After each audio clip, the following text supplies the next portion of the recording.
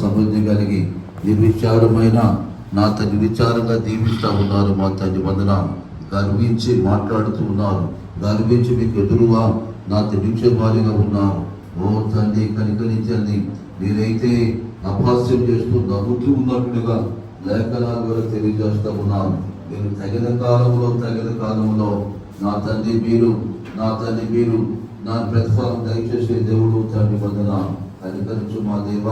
పరిస్థితులన్నీ ప్రతికూలంగా ఉంటుండగా సేవకు పరిచర్యకు సువార్థికులు విశ్వాసులకు వ్యతిరేకమైన పరిస్థితులు మా భారతదేశంలో నెంబర్ 1గా ఉంది ప్రపంచంలో. కనుక ఏదేమైనా ప్రభు మా దేశ క్షేమం గురించి ప్రార్థన చేస్తున్నాం. మా దేశ ప్రజల రక్షణ గురించి ప్రార్థన చేస్తూ ఉన్నాం. పరిపాలకుల గురించి ప్రార్థన చేస్తూ ఉన్నాం.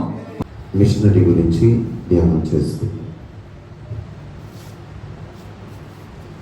నేటి సంఘములోని అనేకులు ఒట్టి మాటలు మరియు వ్యర్థ వాగ్దానములు అనే నదిలో మునిగిపోతున్న అనుభూతిని పొందుచుంటారు.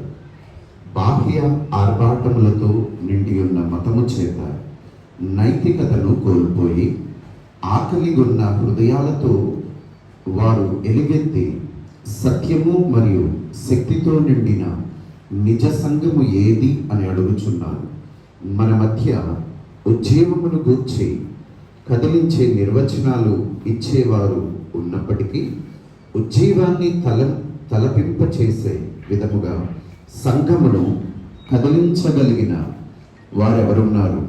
లియోనార్డ్ రేవన్హిల్ ఓసారి ఇలా అన్నారు: మనమందరము కావలసిన భోజనపు తయారు చేయగలం, కానీ భోజనం తయారు చేయలేం. సామెతల గ్రంథము 27వ అధ్యాయము 7వ వచనం ప్రకారము ఆకలిగొన్న వానికి చేదు కూడా తీపిగానే ఉంటుంది. దుఃఖకరమైన సత్యం ఏమంటే నిరాశ మరియు ఆకలితో నిండిన ప్రజలు అనేకులు శక్తి లేని భక్తి లేని శక్తి లేక అనే చేదు రొట్టెనే వెతుకుచున్నారు. అయ్యో, వాస్తవమైన ఉజ్జీవము నేడు ఎంత ఆవశ్యకము! సంఘమును పరిశుద్ధత మరియు ప్రభావము అను తన మునుపటి అపోస్తలిక సౌందర్యముతో పునరుద్ధరించే ఉజ్జీవము ఎంతో అవసరము.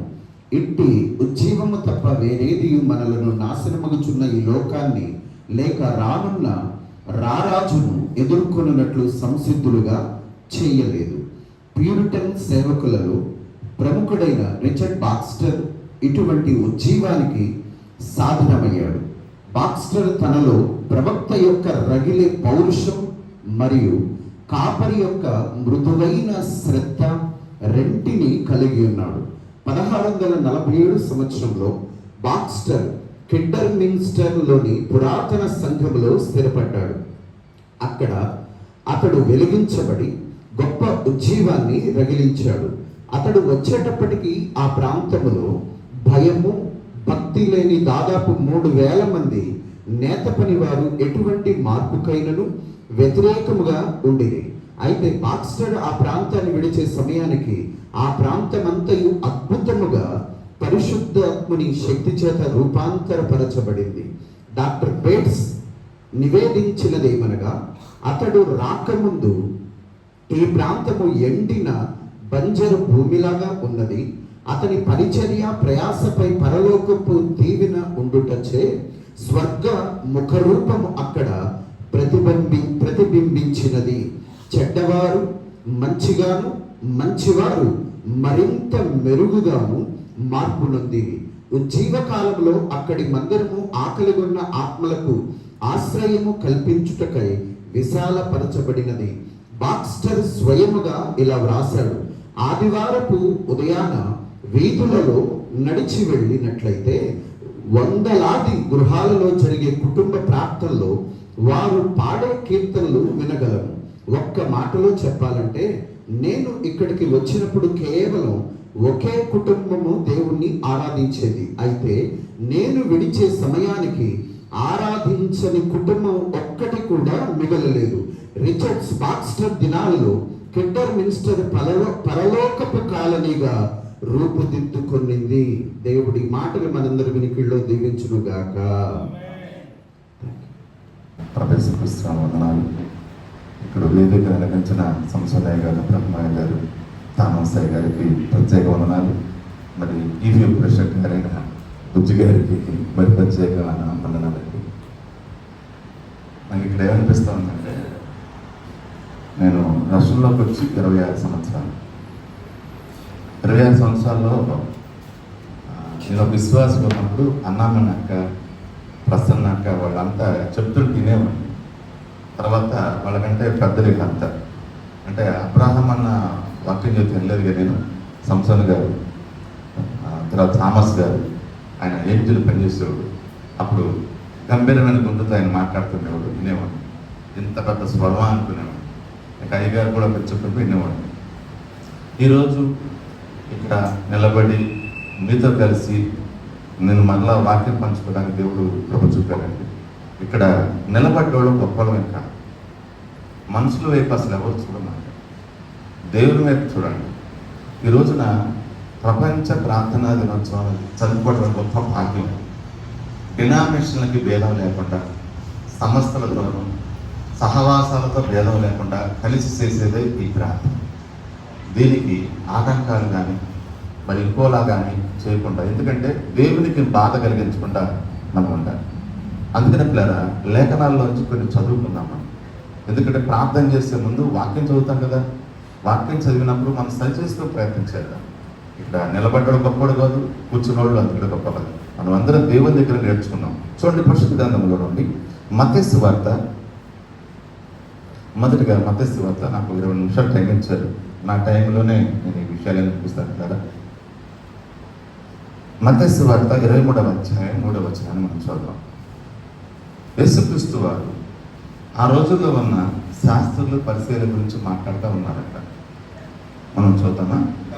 కనుక వారు మీతో చెప్పు అన్నిటినీ అనుసరించి గైకొనుడి, ఆయనను వారి క్రియల చొప్పున ఇక్కడ వాక్యం చెప్తున్నారు అనుకోండి. ఎవరైనా పిచ్చుడు కానీ ఎచ్చుడు కానీ, తర్వాత దాన్ని ఏమంటారంటే కొంచెం పొగరబోతుడే కానీ, లేకపోతే ఘనత కోసమే చెప్పుకుంటాడు అనుకోండి.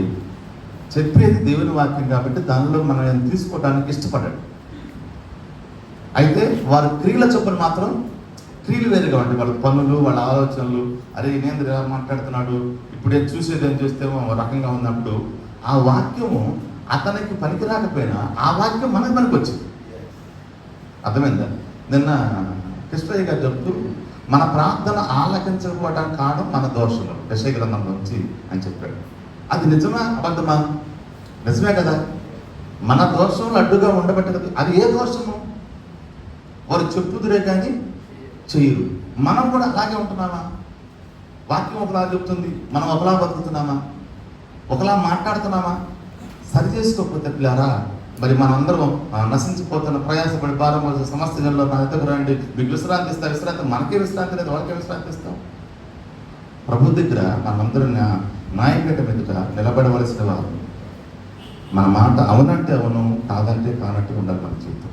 అందుకే పిల్లారా ఆ మొదటి వచ్చిన మొదలు పెడితే ఇక్కడ చెప్తా అన్నాడు మత్తయి సువార్తలో. రెండోదిగా 6వ అధ్యాయం 14వ వచనం మనం చదివినప్పుడు, ప్రార్థన చేసినప్పుడు మనం ఎవరమైనా ప్రార్థన చేసినప్పుడు, మీరు నిలబడి ప్రార్థన చేసినప్పుడల్లా మీ ఎదుటివారు ఏదన్నా మీ పట్ల తప్పు చేస్తే వారిని మనం ఏం చేయాలంట? మన ప్రార్థనలో ఖచ్చితంగా క్షమించమనే ప్రార్థన. క్షమించమని ప్రార్థన చేసిన తర్వాత వాళ్ళతో పలకటానికి ఇష్టపడతామా? ఇంపాసిబుల్. ఎందుకు? ఇగో లోపల ఏదో చీకటి పనిచేస్తామండి. మరి దేవుడు ఏమంటున్నాడు? వారిని మీరు క్షమించకపోయిన వేళ దేవుడు మీ అపరాధములు కూడా అర్థమవుతుంది కదా. ఇప్పుడు శాస్త్ర పరిచయాలు యేసుప్రభు గారి యొక్క బోధాలకు నచ్చదు అసలు. యేసుప్రభు గారిని ఇష్టపడాలి అసలు. వాళ్ళు ఎప్పుడెప్పుడు ఆయన కొడదామా, ఎప్పుడెప్పుడు ఆయన నిందిద్దామా, ఎప్పుడెప్పుడు అది చంపుదామా ఆలోచిస్తాను. చనిపోయిన లాజర్ని తిరిగి లేపిన తర్వాత కూడా ఒక సమాజము పోగయి ఆయన చంపాలనుకున్నారు.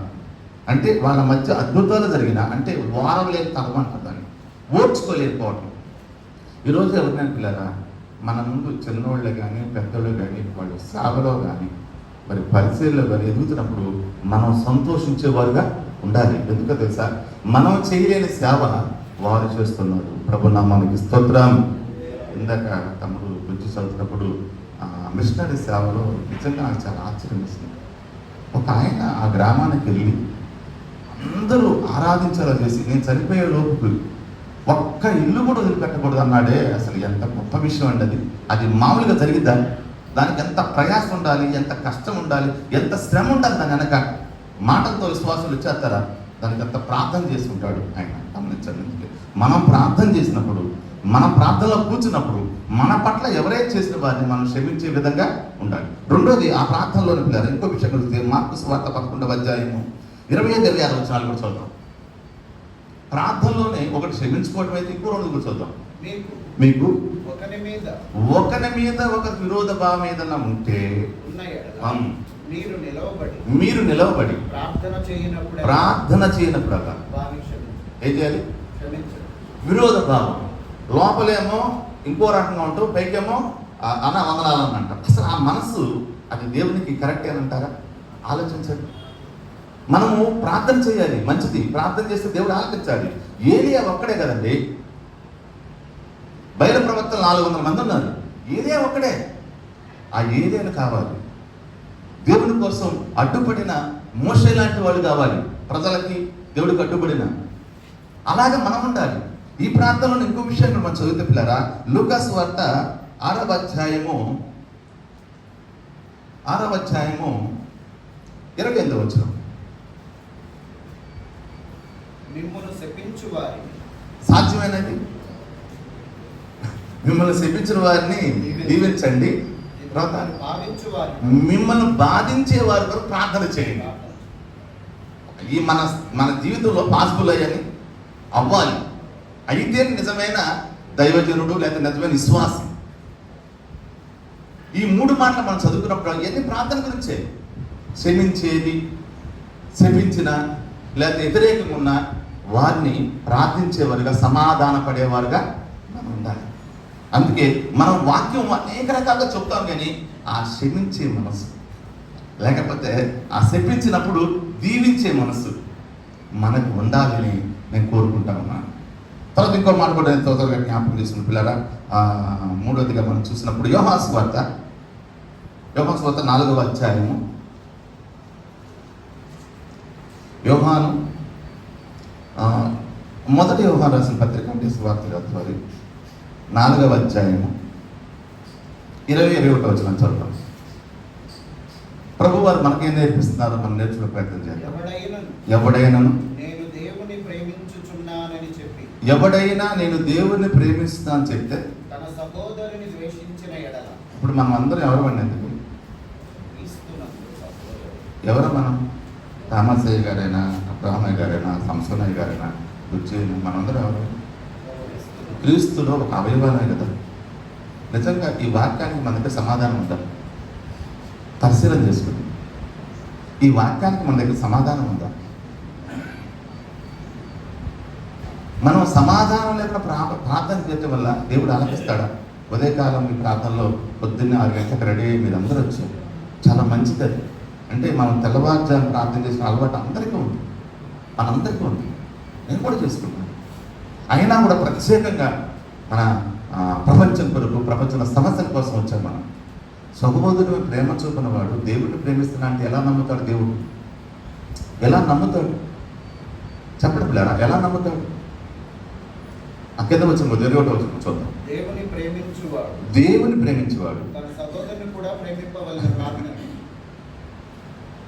దేవుని ప్రేమిస్తే, కనపడని దేవుని ప్రేమించాడు, కనపడే సహోదరుడు ఏం చేస్తాడు? ప్రేమించాలి కదా. అలా కనపడుతుందా సమాజం ఈ రోజున? అలా కనపడుతుందా?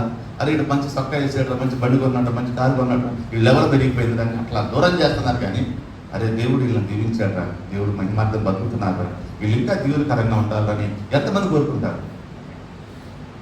ఎంతమంది కోరుకుంటారు? సూర్యపట్టం, దేశపట్టం, కానీ అది దేవుడి మనసు కాదు కదా. అసలు అది దేవుడి మనసు కాదు కదా. వీళ్ళారా మన జీవితంలో ప్రార్థన చేసేది మొదలుపెట్టుకొని సహోదరులు ప్రేమించేదాకా మనం ఎలా ఉంటాం పరిశీలన చేసుకోవాలి. ఇంకో విషయం కూడా మీకు జ్ఞాపకం చేస్తాను. చూడండి, కీర్తన గ్రంథంలో 133వ కీర్తన మనందరికీ తెలుసు. సహోదరుల ఐక్యత కలిగి నివసించుట ఎంతో మేలు ఎంతో మనోహరం, కింద వచ్చింది ఉంది అక్కడ ఆశీర్వాదం ఉన్నాయంట. ఏమున్నాయి అక్కడ? శాశ్వత జీవము. ఈ రెండు మనం పొందుకోవాలంటే మనకేముండాలి? ఎక్కడి నుంచి వచ్చింది? ఎవరిస్తారు? పరిశుద్ధాత్మతో మనం సావాసం చేస్తే ఆ ఐక్యతను మనకైనా ఇస్తాడు, ఆ కృపను మనకి ఇస్తాడు. ఈ రోజున పిల్లారా, పూర్వం రోజుల్లో, సంఘాలు లేని రోజుల్లో ఆది అపోస్తలులు ఇంటింటా సువార్త చేసేవాళ్ళు, ఇంటింటా ఆరాధన జరిపించేవాళ్ళంట. వాళ్ళు అనుకుని ఉంటారు ఆ రోజున, మీరంతా ఏ నెలలో చేస్తున్నారు, మొత్తం మా దగ్గర రావాలన్నారా? ఈ రోజున పోగు చేసుకోవడానికి అలవాటు పడతారు, కానీ జనాల్లో అయ్యా వీళ్ళు దేవుని నమ్ముకున్నారు ప్రభా, నీ రాజ్యంలో చేర్చబడ్డారు, సాలు తండ్రి అని తృప్తి కలిగి ఉన్నారా? తృప్తి కలిగి ఉంటున్నారా పిల్లరా? అమ్మాయిలు దేవుని నమ్ముకున్నారు చాలు. పిల్లరా, కనీసం మనం ఎవరికైనా ఇలాగ మనం మాట్లాడుతున్నప్పుడు ఒకరితోనైనా ఆ ఐక్యత కనపడుతుందా? ఆ ఐక్యత కనపడుతుందా? లేకపోతే ఎక్కడ శాశ్వత జీవం ఉంది? శాశ్వత జీవం ఎక్కడుంది? శాశ్వత ఆశీర్వాదం ఎక్కడుంది? ఐక్యతలోనే. ఎవరు కోల్పోతున్నాం? మనం ఏం కోల్పోతున్నాం? మనకు అర్థం అవట్లా.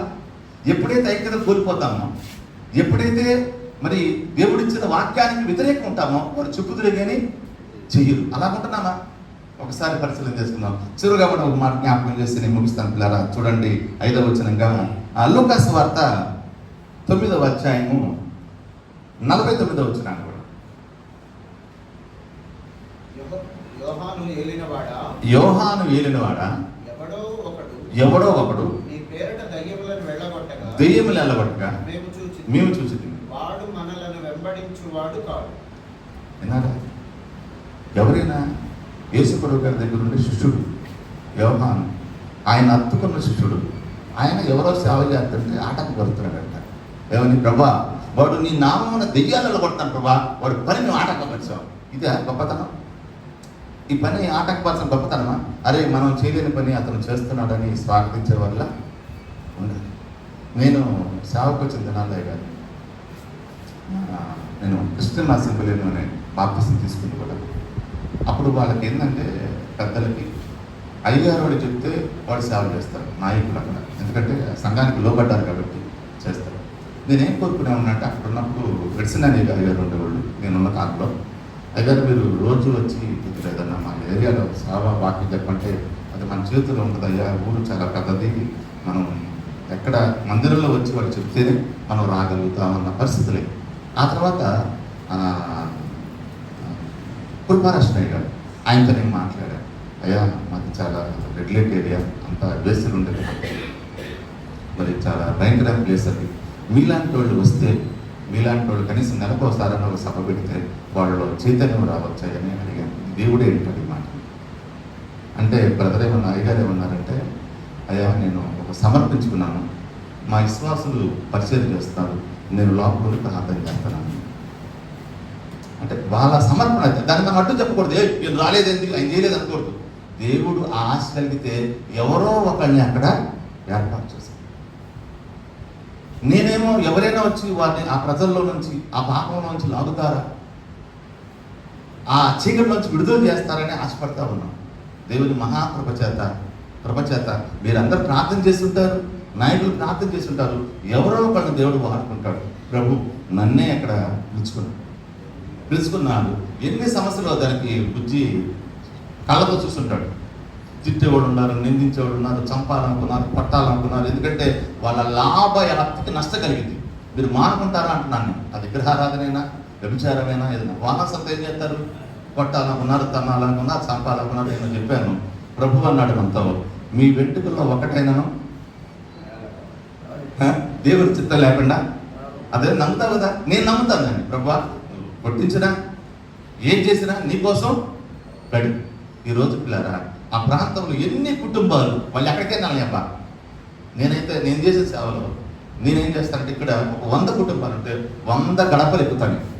వాళ్ళు పిలిచిన ఎక్కుతా, పిలవపై ఎక్కుతారు, వెళ్ళిపోతాయి. వెళ్ళిపోయమ్మా బాగున్నామని చెప్పి కొద్దిగా మాట్లాడి వాళ్ళతో మీకోసం ప్రార్థన చేస్తారంటే వాళ్ళు ఆటంకపరచరు, వద్దని అనరు, ప్రార్థన చేయించుకుంటారు. అలాగ ప్రార్థన చేస్తే ఈరోజు అక్కడ కదలిక 2000 మంది ప్రజలు ఉంటే దాదాపుగా 1200 ప్రజలు ప్రభు దగ్గరికి వెళ్తున్నారు.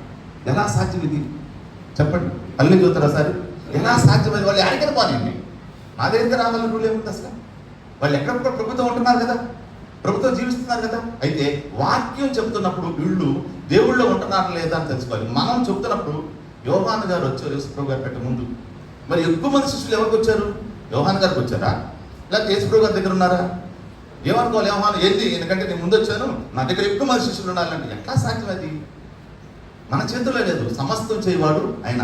ఎవరికి ఇస్తాడో, ఎవరికి ఇవ్వడో, ఉన్నది తీసేస్తాడో ఎవరికి తెలుసు? అది తెలుసు. ఎప్పుడో తెలుసా? దేవుడికి ఇష్టం లేకుండా పనిచేస్తున్నప్పుడు మనకున్న జ్ఞానాన్ని కూడా, మనకున్న తెలివిని కూడా తీసేసి ఎందుకు పైకి రానిగా చేయగలవాడు మనం ఆరాధించే దేవుడు. ఈ యోహాను ఏం చేస్తారంటే, వాడు మనల్ని వెంబడించట్లేదు కదా, అందుకే వాడిని మేము ఏం చేస్తామంటే ఆటంకపరచామంటే. యేసుప్రభు వారు ఏమంటున్నారు? చదవండి. అందుకు యేసు, మీరు వారిని ఆటంకపరచకుడి, మీరు ఆరిని ఆటంకపరచకుడి, మీకు విరోధి కానివాడు, మీకు విరోధి కానివాడు మీ పక్షమున ఉన్నవాడు. ప్రభునా మన స్తోత్రం. మీరెవరు అలా చెప్పరా? చెప్పండి ఒకసారి. హల్లెలూయా. మీకు విరోధి కానప్పుడు ఈ రోజున నేను ఇది 2005లో స్టార్ట్ చేస్తాను ఈపీఎఫ్. తర్వాత ఈపీఎఫ్ స్టార్ట్ చేసేదా ఆర్సీఎం వాళ్ళు కలవరంటారు, తర్వాత బస్సింగ్ గారు వాళ్ళు కలవరు, తర్వాత ఒకళ్ళు ఉన్నారు ఏలిఎఫ్ వాళ్ళు ఒకళ్ళు, తర్వాత చర్చ్ ఆఫ్ క్రైస్ట్ వాళ్ళు, కొన్ని కలవరైన వాళ్ళు మన సహోదరులు కాదా? కారణం చెప్పగలుగుతారా? కాదని చెప్పగలుగుతారా? వాళ్ళకి ఏదైనా ఆపద వచ్చినప్పుడు, ఇబ్బంది వచ్చినప్పుడు, ఏదైనా సమస్య వచ్చినప్పుడు మనందరం ప్రార్థన చేయట్లేదా? ఆటంకపరచాలా? ఎప్పుడు ఆటంకపరుస్తున్నామంటే మనతో ఉన్నవాడు ఎవరైనా పెద్దోడు అయితే మాత్రం మనం ఓర్చుకోలేక, ఇక్కడేమో చెబుతున్నాము చక్కగానే, ఇక్కడ మన కళ్ళ ముందు ఏదైనా ఒకటి ఎదుగుతుంటే మాత్రం ఓర్వలేని. ఇది దేవుడికి నచ్చిన ప్రార్థన, ఇష్టమైన ప్రార్థన. ఏపిల్లారా? సహోదరుని ద్వేషించేవాడు దేవుడు ప్రేమిస్తాడా? ప్రార్థించినప్పుడు, నువ్వు నిలబడి ప్రార్థన చేసినప్పుడు వాడు అపరాధం క్షమించు ప్రభా, నా పట్ల అతను అపరాధం చేశాడు. యేసుప్రభు గారితో పేతురు వాళ్ళ దగ్గర మాట్లాడుతున్న, ప్రభా నా సహోదరుని ఎంతకాలం క్షమించాలి అని అడిగితే, మరి 70 సార్లు, సరే 70 సంవత్సరాలు కాదమ్మా, 70 సార్లు కాదు, 70 సంవత్సరాల 70 ఏళ్ల పాటు, సారీ అండి, 70 ఏళ్ల పాటు క్షమించాలి. ఈ ప్రేమ కనపట్లేదు మనకి. మనల్ని ఎదుటోళ్ళు అనాలి, అన్నప్పుడు మనకి దివినా కాదా? నా నిమిత్తం జల్లు మిమ్మల్ని నిందించి హింసించి మీ మీద చెడ్డమాటలు చెప్పినప్పుడు మీరు ధనులా పాపిష్లా? ధనులే కదా. ఓర్చుకొని ఉంటే ధన్యత వస్తుంది. యోబు యొక్క ఓర్పు గురించి చూస్తాం మనం. ఎంత ఓర్పండి, భార్య దూషించినా కూడా దేవుడితో కథలని సింహంలాగా అలా అన్నీ ఉంటే భక్తి చేయడం కాదండి. ఏమీ లేనప్పుడు కూడా భక్తి చేస్తే యేసయ్య మనం చూసి సంతోషిస్తాడు. ప్రభునామ స్తోత్రం. మనం ఎవ్వరూ కూడా ఆటంకపరచకూడదు ఎవరిని. ఏ సేవకులైనా, ఏ విశ్వాసమైనా, ఎవరినైనా గమనించండి. మనము కలిసి ఉండాలి. ఇప్పుడు మనతో కొద్ది రోజులు తిరగడం అలవాటిందనుకో, ఒకటి నచ్చలేదు, ఆ నచ్చకపోయిన అయ్యా సేవలో ఉంటున్నావా, చక్కగా ఉన్నాను, తప్పేమో దాంట్లో ఆత్మ. ఇప్పుడు ఇక్కడ వాక్యమే కదా మీరు చదివారు, వాక్యమే కదా. అయ్యా వాడు మనల్ని వెంబడించట్లేదు, వెంబడించకపోతే ఆటంకపడతారా? మీరు వెంబడించకపోతే ఆటంకపరుస్తారా? మనకి ఏ అధికారం ఉందండి వాళ్ళని ఆటంకపరచడానికి? ఏ పవర్స్ ఉన్నాయి మనకి? అందుకే పిల్లరా, మనం దేవుని ప్రేమను బట్టి కదిలిపోవాలి. మనకు ఆశీర్వాదం కావాలంటే మనం ఎలా ఉండాలి? మనం చెప్పేది చేసేలాగా ఉండాలి. చెప్పేది ఒకటి చేసేది ఒకలాగా ఉంటే జీవితంలో ఎన్ని ఇలాంటి ప్రార్థనలు పెట్టినా కూడా మనం ముందుకి వెళ్ళలేము. నీ జీవితంలో ఎప్పుడు వెళ్ళలేవు. పరలోకం చూడాలని ఎంతమందికి ఆశ ఉంది? నాకుంది, మీకు కూడా ఉంటుంది. ఉండకుండా ఎలా ఉంటుంది? దేవుని నమ్ముకున్నాం కదా, దేవుని దగ్గరికి వస్తున్నాం. అయితే పరలోకం వెళ్ళేవాడు ఎలా ఉండాలి? సహోదరుని ప్రేమించేవాడుగా. సహోదరుని ఒక మాట తూలి అన్నాడు అనుకోండి, ఒకరోజు మీకు నేను చెప్తాను. యాక్చువల్గా నేను ఈ జేపీఎఫ్ ఏర్పాటైన తర్వాత, జేపీఎఫ్ ఎందుకు ఏర్పాటైందంటే నేను చెప్తాను. మేము ఎవరైనా సేవకులు చనిపోతే వాళ్ళకి 5,000 రూపాయలు ఇచ్చి, ఏదైనా బాగలేకపోతే వాళ్ళకి ఆర్థిక సహాయం చేసి, ఎదుగురాళ్ళకి ఏదైనా చేద్దామని మేము తలా కొద్ది వేసుకొని ఎవరిని అడగకుండా మనం కొంచెం చేద్దామని ఒక 10 మందితో మేము ఏర్పాటు చేసుకుంటున్నాం. దానికి ఎవరికి వ్యతిరేకం కాదు. అన్నోళ్ళని గౌరవిస్తాం, పక్కనోళ్ళని గౌరవిస్తాం, పిలిచినా గౌరవిస్తాం, కలపను. మేము ఇంకా ఏం చేస్తామంటే ఎవరు సభలు పెట్టుకున్నా వాళ్ళు పిలవకపోయినా మేము వెళ్ళి ప్రార్థన చేసి వస్తాం. అవి ఓసన్న సభలైనా, అవి కృష్ణ గారి సభల, వాళ్ళ సభలను ఆలోచించాం. మాకు అక్కడ ఆహ్వానం ఉంటే వెళ్తాం, ఆహ్వానం లేదనుకో తెలుసుకుని వెళ్తాం. ఎందుకు తెలుసా?